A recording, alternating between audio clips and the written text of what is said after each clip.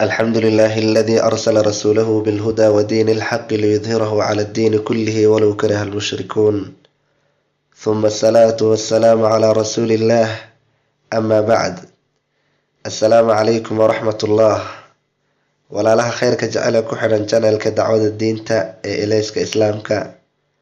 waa barnaamijkeennii xiisaha badnaa ee qiimiga badnaa aan ugu magac daray tijaabi aqoontaada diimeed qaybtiisii afaraad oo aan maanta kusoo gudbinayno 6 su'aalood oo kooban oo aad iyo aad u faa'iido badan oo rajeynaya inaad wax badan ka faa'iidi doontaan insha Allah ta'ala kana soo jawaabi doontaan.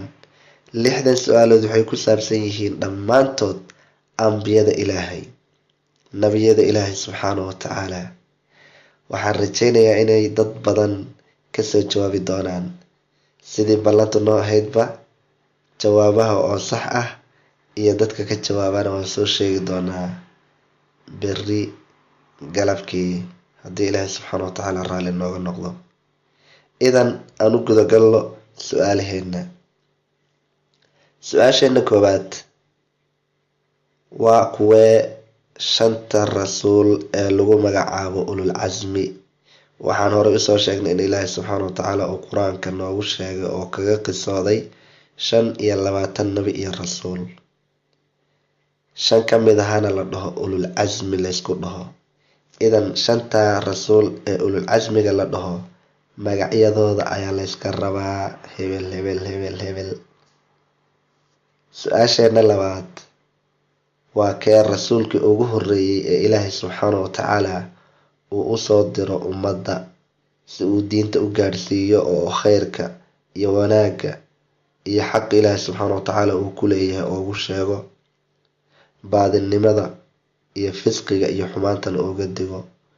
waxaan ognahay in Ilaahay subhanahu wa ta'ala qofka ugu horeeyay uu ka abuuray bini aadamka uu ahaa aabaheen Aadam, balse nabiyullaahi Aadam calayhi salaam intii uu joogay iyo waqti badan oo ka dambeysayba dadku waxay ahaayeen dad Ilaahay subhanahu wa ta'ala si toos ah ugu xiran oo mu'miniin ah. balse waqti dambe ay bilaabeen dadku inay ka go'aan xariga Ilaahay oo ka sii jeestaan. markaa buu Ilaahay subhanahu wa ta'ala u soo diray mid kamid ah rusushiisa. rasuulka waa kee? su-aasheena saddexaad waxaa weeyaan nabiyullaahi Saalix calayhi salaam qoomkee ayaa loo diray ama qabiilkee ama dadkii loo diray magacooda sheeg.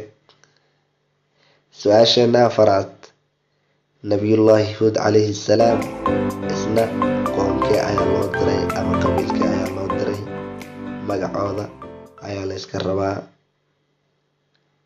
su-aasheena shanaad waxaa jirta 2 nabi oo haweenkii ay qabeen ee xaasaskooda ahaa ay ahaayeen gaalo.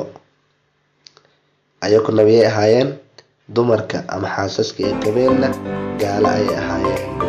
quraanka ayaana lagu sheegay 2 nabi waa lamadee. su-aasheena 6aad u dambeysana waxaa weeyaan waa maxay mucjisada uu Ilaahay subhanahu wa ta'ala ku xoojiyay ee uu siiyay nabigeena Muhammad sallallahu alayhi wasallam. Ilaahay subhanahu wa ta'ala nabi waliba iyo rasuul waliba oo uu soo diro wuxuu siin jiray mucjiso si ay dadka ugu gartaan oo xaq u qaataan oo u adeecaan. sida uu Ilaahay subhanahu wa ta'ala nabi Muuse u siiyay ushiisii marra maska iyo abeesada isku bedelaysay, marra uu badal la dhacay ee biriijyada iyo wadooyinka ka dilaacayeen, marra intuu dhagaxa ku dhufto ay magaratay biyuhu iyo ilaha durdurka ah ay dhagaxa ka burqanayeen, iyo gacantiisii uu jeebka gelinayay ee iyadoo iftiinaysa ka soo baxaysay. sidii uu Ilaahay subhanahu wa ta'ala nabiyullaahi Ciisaba u siiyay inuu dadka dhinta idamka Ilaahay ku soo nooleeyo, kuwa buka ku daweeyo, kuwa baraska qaba ku daweeyo. dhammaan rususha Ilaahay subhanahu wa ta'ala wuxuu ku xoojin jiray oo uu siin jiray mucjisaad waaweyn. marka waa maxay mucjisada uu ku xoojiyay Ilaahay subhanahu wa ta'ala nabigeena Muhammad? waxaan rajeynayaa inaad kasoo jawaabi doontaan 6daas su'aal ee qiimiga badan waana soo gudbin doonaa cid walbuu ka jawaabto idinka ilaahay. waxaa xasuusin mudan haddii aad nagu cusub tahay oo aad ka heshay barnaamijkan, fadlan subscribe dheh channelka dacwada diinta ee ilayska islaamka. ma ahaan in haddii aad wada garanayso inaad kasoo jawaabto, balse wax alla wixii aad garanayso insha allah commentiga hoos noogu soo qor. idinka ilaahay ajir ayaad ka heli doontaa.